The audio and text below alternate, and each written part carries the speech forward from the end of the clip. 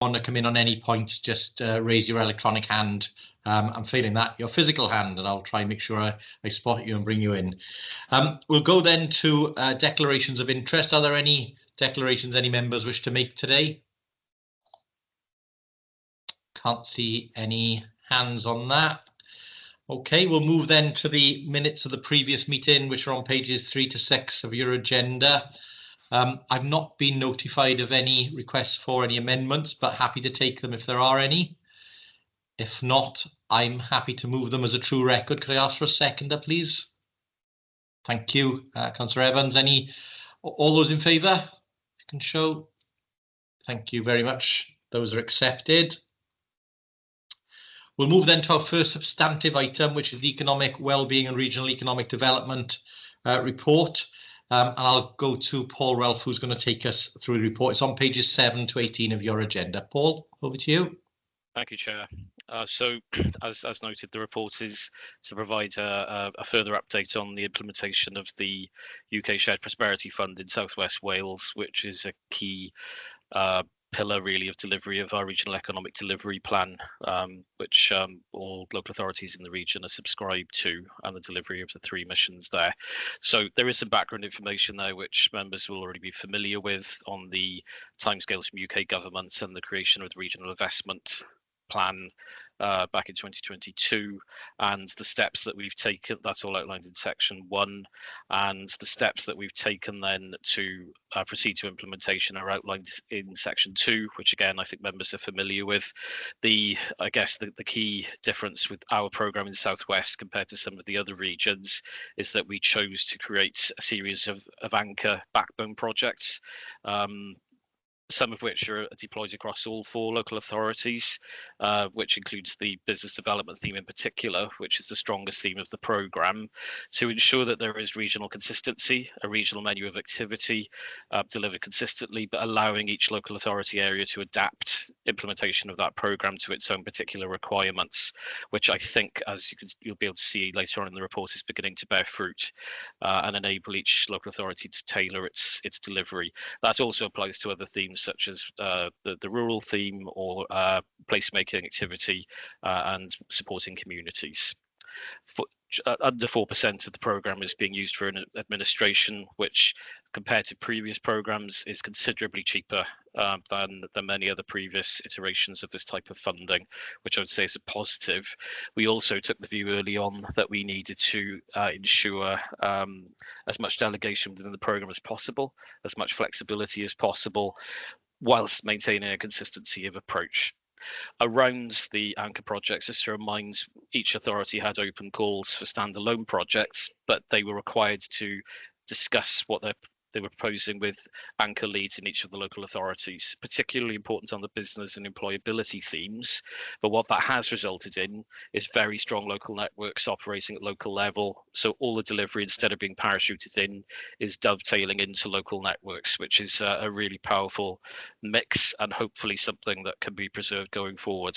There's certainly talk of partnership at national level, but it's equally important at regional and local level. Could I just say, am I coming through okay? Are you getting any background interference, or is it okay? Just checking the noise cancelling is working, because I can hear it, you can't.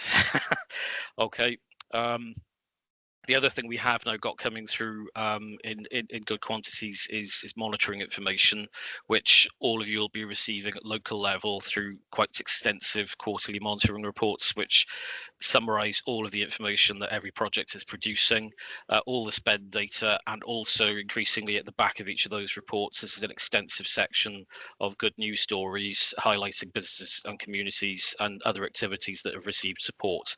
And I think probably on a weekly, almost daily basis, sometimes you'll be being asked to sign off positive press on the impact the programme is having. I guess the other thing I would add is that particularly, for example, on the business theme, at the outset, we undertook to meet with Welsh Government colleagues to ensure that officials are fully briefed on what we were proposing, to check that it didn't conflict with what they were proposing, and to make sure that everything is as aligned as it can be. Business grants, for example, any referral has to go to Business Wales as a requirement of receiving grant support, just to ensure that that full wraparound is there and that businesses are getting the full support available and that it links in with Welsh Government priorities. So it's about as strategic as hopefully it can get. In terms of the outcomes, you see those are beginning to come in.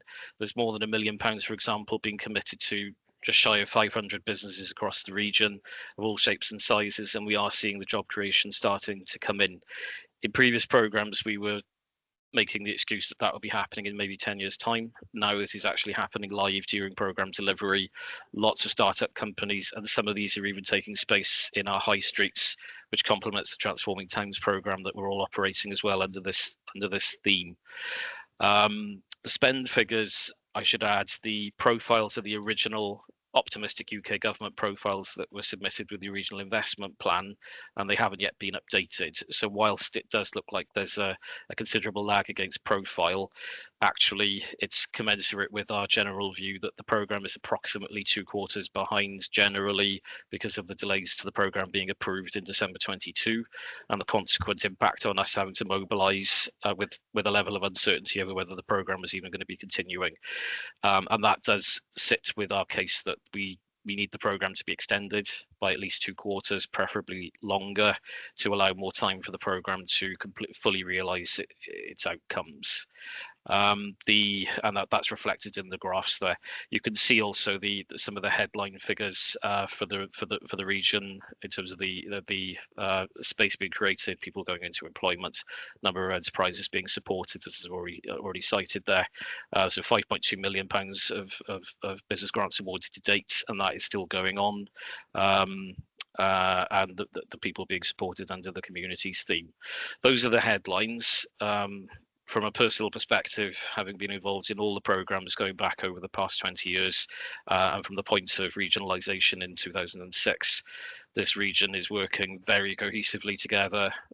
Certainly officer level relationships are strong, and relationships with external partners are equally strong. And the message I get from where I sit, looking after the programme as a whole, people are broadly content with the way the programme is operating. It is more flexible, it is less onerous than previous arrangements, and the key thing is actually tangibly making a difference in communities.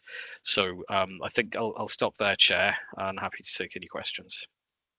Yeah, thank you, Paul. And before I open it up for questions and comments, I just a thanks from me for the work that you and the teams have been doing across the region to get the programmes underway. As you say, we were hampered early days by the fact that we had a lack of clarity and authorisation from the previous UK government, which has delayed the progress. But once that was in place, we've demonstrated that we can, as a region, handle that function and get that money out to the businesses and projects that need it. And again, you'll know that in my WLGA role, I've written along with the leader of the WLGA to ask the new government for some additional time to ensure that we're able to finish those projects. And we're hopeful of a positive response on that. But no, I think it's great. I think we've demonstrated regionally that this is probably a really good model in terms of how you run schemes like this. And, you know, we've been very clear as well, we don't want to revert back to the previous model. We're looking to retain regional ownership and control of funds like this so that we can manage them locally and regionally with more effect, obviously aligning with the aspirations as we have done of Welsh Government. So yeah, absolutely. Really good work, Paul, and everybody else who's been involved in this. I'm very grateful for that. And as you pointed out, the profile is a bit misleading because of the delayed start, but we've got good rationale for that. Anybody want to come in with any comments or questions? No, everybody content that we... Thank you, Simon. Can see your comments there in the chat. Thank you for that. Sorry, Chair. Yeah, sorry. Yeah, Wendy, come on in. Sorry, I just wanted to add to the fact that not going back to what was is a key one, and I wonder whether there's a piece of work just to do a little bit of lessons learnt so we're ready when we get asked about and what could a future programme look like, what worked well. Just a thought, Chair. No, absolutely right. I think, you know, we we, I think, have a model that really works, and demonstrating that and being ready for the discussion with Welsh Government. Just to report politically, obviously, we're making our views on that very clear already, and we would hope that both the new UK Government and Welsh Government understand that what we have now is an improvement.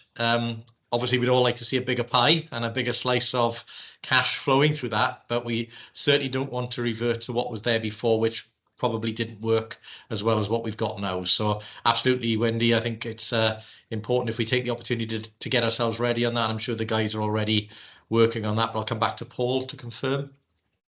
Yeah, and I think, Wendy, I mean, we've been on the journey for 15 years, and I think this is the place we always wanted to be. And I would say this is probably the golden era of delivery from our point of view. The Regional Investment Framework team in Welsh Government will be issuing a survey over the next few weeks. So we've already started compiling information and data ready to start throwing it all into that in huge detail. There's lots and lots of information about how this is having a genuine impact for what is a relatively small sum of money compared to the sums that were available previously, admittedly, but it's having a really sound impact along the lines we've desired for a very long time in this region. So just to reassure that work is going to be ongoing. Okay, thanks. Excellent, thanks, Paul. Okay, any other comments or questions?